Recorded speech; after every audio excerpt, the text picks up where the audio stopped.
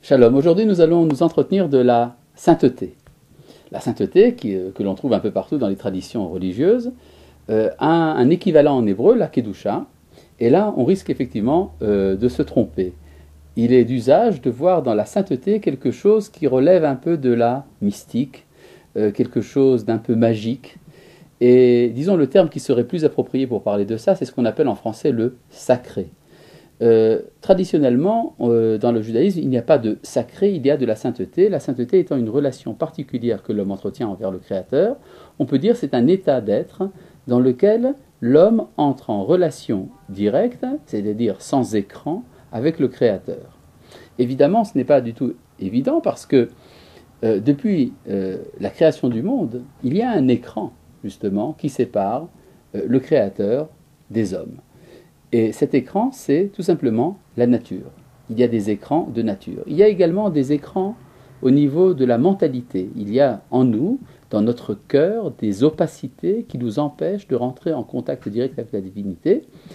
On pourrait dire qu'il y a tout un projet dans l'histoire qui serait justement de rendre l'homme apte à cette rencontre. Évidemment, il y a également des dangers. Ce n'est pas du tout sûr de rencontrer le Créateur, comme on dit en hébreu, face à face. Il y a un risque d'effacement de la créature. Et c'est pour cela que le travail de la sainteté dans la tradition vient comme un parachèvement de l'accomplissement de l'être humain. Ce n'est qu'une fois que l'homme a réussi à être entièrement lui-même, une fois qu'il a réussi dans son entreprise morale, qu'il a réussi dans l'entreprise de la fidélité au commandement de la Torah, ce n'est qu'à partir de ce moment-là que l'homme a mérité son être. Et donc lorsqu'il rencontre Dieu, il ne disparaît pas, il ne fusionne pas avec la divinité, mais au contraire, il entretient un dialogue, ce qu'on appelle disons dans la Bible le face-à-face, ou en hébreu le panim el panim.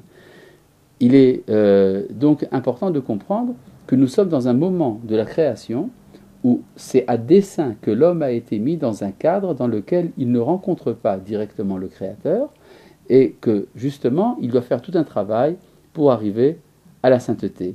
Ce moment de la création où l'homme n'entre pas en contact direct avec Dieu est appelé dans le livre de Bereshit, dans le livre de la Genèse, le 7e jour de la création. Le 7e jour, c'est le moment où Dieu, on peut dire entre guillemets, se repose. Ça veut dire qu'il n'intervient pas directement dans sa création. Mais malgré tout, il y a des moments, il y a des temps, il y a des lieux, il y a des hommes à travers lesquels la sainteté peut se réaliser. Il y a le temps du Shabbat, il y a le lieu du temple de Jérusalem et de manière plus large la terre d'Israël.